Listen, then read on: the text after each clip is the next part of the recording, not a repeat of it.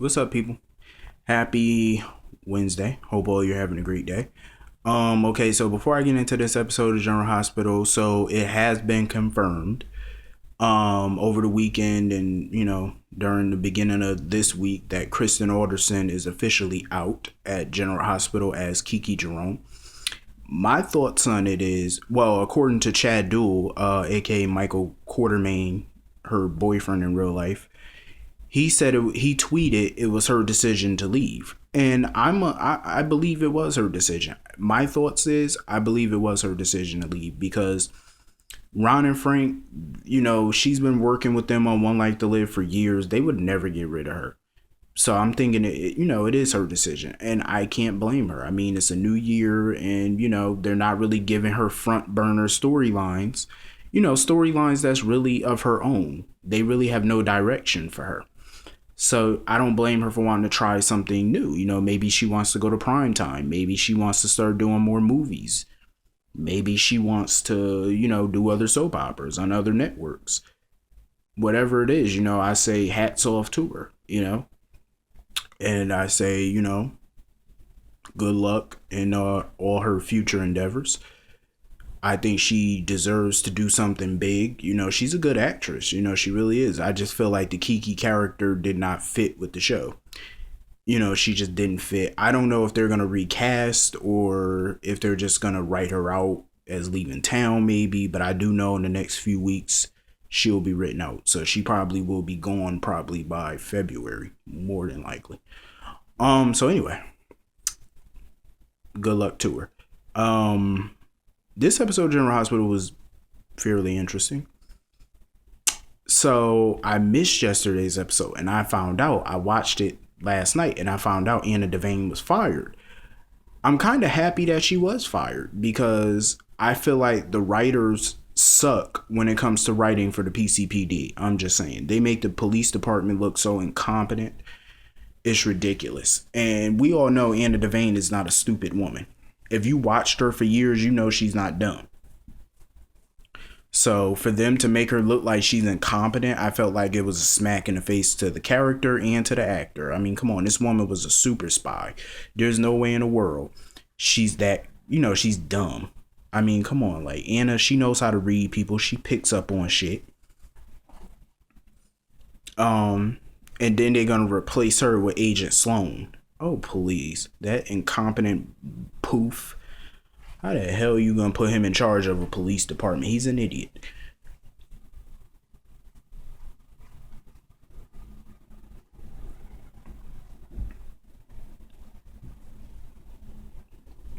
I guess if you want incompetence, he's your guy. But, he was kind of bum rushing Anna out her office or whatever. It's like, motherfucker, listen, let her pack her shit up. Don't be rushing her out. I want to punch him in the mouth. I mean, seriously, how are you just going to rush her out her office? It's still her office for the time being. And Anna told him basically, she knows that something corrupt is going on. She knows that the mayor race was rigged. She know that the ballot box, the whole damn election was rigged for Mayor Lomax to win. She know it was rigged. Even Maxie knows it was rigged. Speaking of Maxie, her and Nathan, as usual, are in bed. It's becoming tedious at this point. How many times a day can they have sex? Like, seriously. It's like every time I see them on screen, they're in bed. It's getting ridiculous. So Nathan wants her to move back into her apartment for them to live together, but she thinks that it's a bad idea right now for them to move in together. She wants to take things slowly because she don't want to mess nothing up. I applaud Maxie for that. I really do. I applaud her because now she's thinking like a grown adult instead of a teenager. I think them living apart is a smart move. You know what I mean? Get to know each other better, date, then move in together after a while.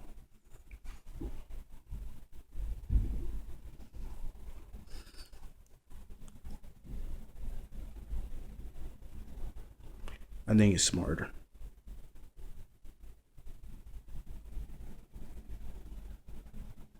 Me personally, I think it's a smart choice for her. and I think it's smart, you know. So she basically told Nathan, you know, he has to move out.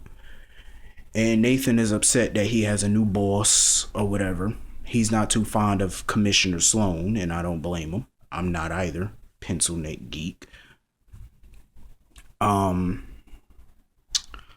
So anyway, Sam is all up in Dr. Collins' office searching around for Jake Doe's records to see what he was doing in Kevin's office. Sam, just let it go, please. Just let it go, because this whole thing is about to get you fucked around and get you killed. Let it go. Well, actually, it's too late because Helena already put a hit out on the bitch, so it's too late. Even though we all know Sam ain't dying, but luckily for her, Patrick was the one that busted her. I actually like Patrick and Sam as a couple. I'm starting to rethink Jason and Sam getting back together. Like, I am starting to rethink it. Because ever since Jason left, you know, we kind of getting more variety with Sam. You know, I wasn't pleased with her relationship with Silas Clay. But, you know, her and Patrick, I think, is something new. It's something different. And I like it. You know, I'm on board with Sam Trick. I'm totally on board with this relationship. I like the chemistry. I like the fact, you know, I just like everything about them. Her and Jason, I don't know. I'm starting to rethink it at this point. I know there's a lot of Sam fans out there, Sam fans, but I am too. But now with the new actor in and all this, I'm just kind of over it at this point. I do want Jason to let her know that he's back and be a part of Danny's life, of course, but for right now, I just want to see her with somebody else, and I think her and Patrick are pretty good together. Do I think that they're in game? Not really, but I think, you know, with New Year's, I think it's time for a new change, a new direction, new couples, you know what I mean? Explore. Instead of the same old bullshit, same old couples, it's time to go in a different direction with some of these characters and with the couples, like, you know, kind of randomize it. I think it's better that way. So anyway, Helena, she has everything all figured out to a point. I just think Helena's a part of a lot of these storylines, and it's kind of becoming ridiculous. Like, Helena's a part of a lot of these storylines. Some of these storylines she's in don't make sense. But Nicholas basically had something to do with the ballot box being rigged, and he tells Helena, goes on this rant that he's ready to be a true Cassadine. Evil, stop being Mr. Goody Goody. And Helena's thrilled, of course, because this is what Helena has wanted for years. And she wants him to work on Brooklyn to get her shares. And Helena informs him that she has a mole at ELQ to help them take over ELQ. Here's the thing. I think Nicholas is playing Helena, because Nicholas has no problem with Michael. And I think he has a problem with... I think if Tracy was in charge of ELQ, Nicholas would have no problem double crossing her. Anybody but Michael. Cause, you know, of course he has no issues with Michael. But I feel like he's playing Helena. I think he's trying to get her, you know, he's trying to get Helena to trust him so he could double cross her. You know, shut her down for good. Because, mind you, Helena's threatening to take away the company, the money, the mansion, the island. She's threatening to take everything away from him. Nicholas would never join forces with Helena. He's too much like Stefan. Stefan, he's the type of guy. Stefan was the type of guy. He would join forces with Helena, but he would double cross her in a heartbeat because he never did love his mother. He never, you know, he always hated Helena. So, and she always hated him. But of course she loves Nicholas. So of course she wouldn't see Nicholas double crossing her coming. She wouldn't even see it coming because this is what she always wanted, for Nicholas to be a true Cassadine. But I just feel like Nicholas is playing the chick. I think so. Maybe in the back of Helena's mind, maybe she thinks so too, but I doubt it. Because this is what she's been waiting for. But I think he has too much Stefan in him to actually be a true Cassadine. Evil. He has too much Stefan. So anyway, Michael shows up at the Metro Court because he has a business meeting. And Carly was all happy, souped up in her head because she think Michael came there to see you. As soon as I seen her smiling, I said, bitch, sit down. He didn't come there to see you. And he shut her down quickly and told her that he was only there for a business meeting and his business associate is the one that picked the place. And she said that she texted him Happy New Year's. He said he didn't get it. He changed his phone number. I bust out laughing when he said he changed his phone number. I said, that's what that bitch get. I know some people say, oh, it's time for Michael to forgive Carly. No, it ain't. Enough time has not passed. No, he should not. First of all, I do think he will forgive her eventually, but eventually is not right now. So no, he shouldn't. He need to make her ass sweat it out for a while. So she was hurt all up in her feelings because Michael coldly shut her down. She could miss me with all them tears. So of course she ran to Jake's room as he's hiding his weapons of mass destruction, his gun and his black outfit to assassinate Sam. So she comes in there. See, this is that bullshit. This is why I kind of didn't want Jason to come back to the show, because it's the same old, same old.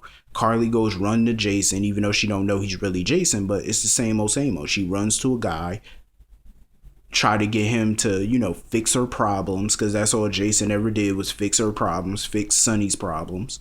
It's like, damn, can't y'all fix y'all own problems? Y'all grown people, fix your own problems. And she's crying on his shoulder or whatever. She could miss me with all that. So anyway, Michael was telling Rosalie about the new clinic and he offered her a job as a nurse, but she revealed to him that she's not really a licensed nurse. So once his assistant quit, he asked Rosalie to be his assistant. Come to find out, Rosalie is working for the Cassadines. She's a Helena plant. She was planted there by Helena. Well, not planted in town by her, but she got Rosalie, I'm guessing, to work for her. As her inside source in the ELQ. Very slick of Helena, even though I kind of did see it coming, because that's typically how Helena works. She turns people against her enemies. That bitch Rosalie, and I was just starting to like her.